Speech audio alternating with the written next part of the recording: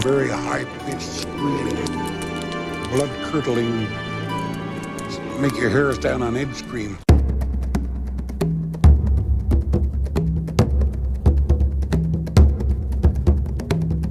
Please support this channel by subscribing and leaving comments.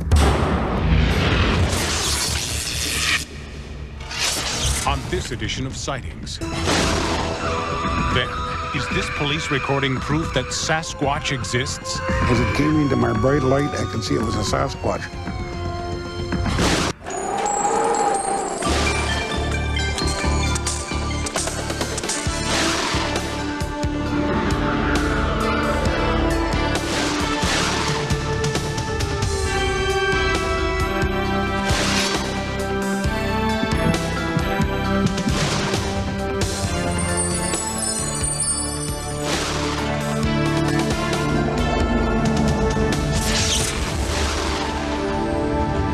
For a number of Native Americans, the ancient myth of Sasquatch is very much alive.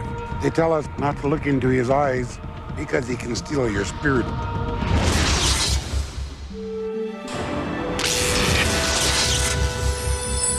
More than 100 years ago, American explorer A.R. Wallace wrote that he had discovered tribal sculptures along the banks of the Columbia River.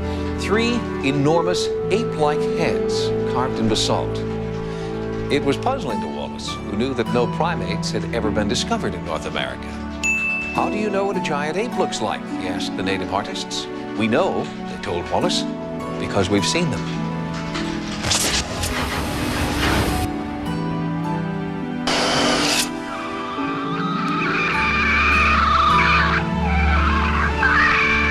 This field recording is believed to be the warning call of Bigfoot.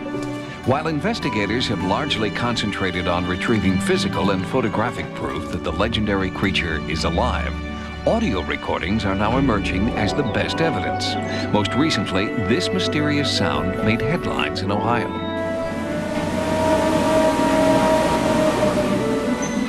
It is quite different from the aggressive shriek recorded more than 20 years ago in the state of Washington.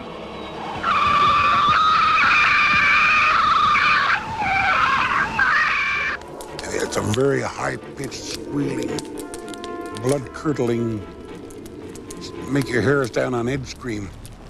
The sound was recorded by Chodish Katum Wichtelum, former police officer and elder of the Lummi tribe, which has a tradition of Sasquatch encounters. For them, the creature lives. Our old people, like my grandmother, tell us stories about Siatko Salmaquist. You people call him Sasquatch. They tell us if we run across him, not to look into his eyes because he can steal your spirit. These are the legends the old people talk about.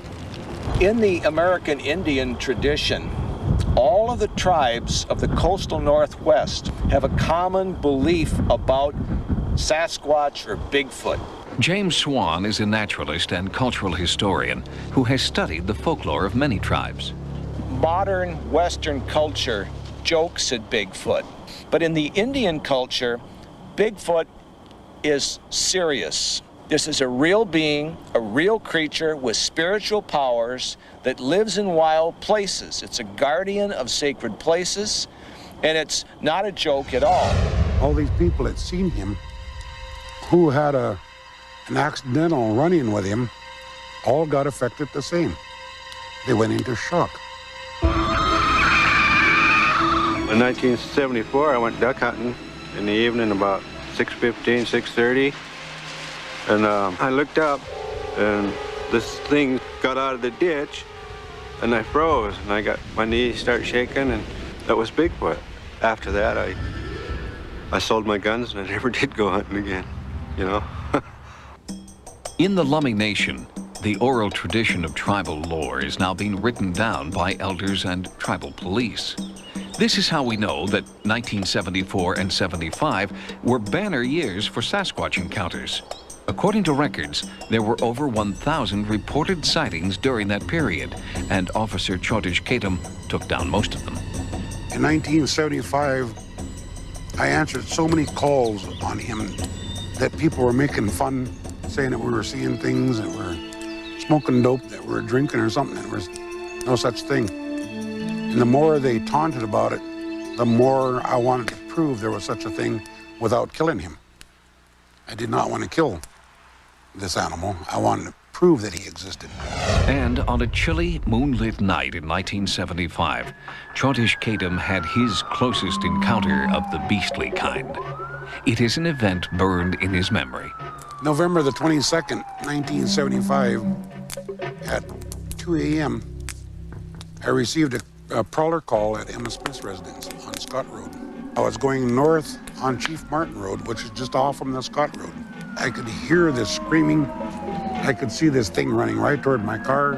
As it came into my bright light, I could see it was a Sasquatch. He had his mouth wide open, showing me all of his teeth. He was coming at me in an aggressive manner. His radio was on, and police dispatch recorded the moment the aggressive creature confronted the officer.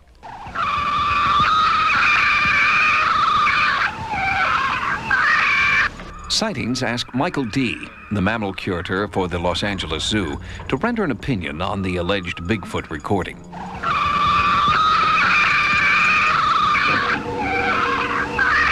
I've heard it, and it's like nothing I've ever heard before. It's a noise, but whether or not an actual creature made that noise, I can't determine that. It doesn't sound like anything that I am familiar with, and I certainly am familiar with almost all the mammals that are in North America and their calls.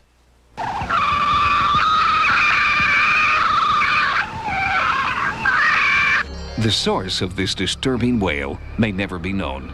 No additional recordings have been made in the area since 1975, but those who have encountered the great primate know he will return. He looks so human. Their facial features are so much like our own that it's almost like you say, where did you come from? What are you? I want to talk to you. I want to communicate. There's not a doubt in my mind that Sasquatch exists.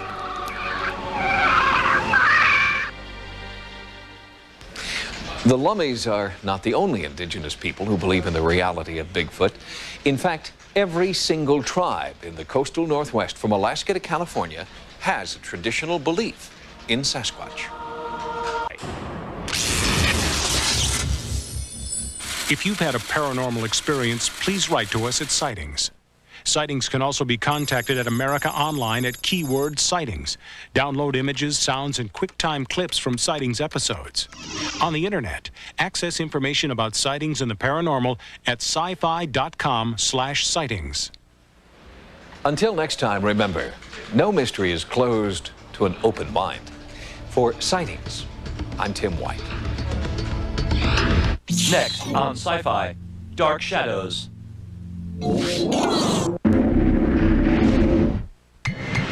In a place where time stands still, their time is running out. They will eat you alive and screaming! Stephen King's The Langoliers starts Friday at 9 on Sci-Fi.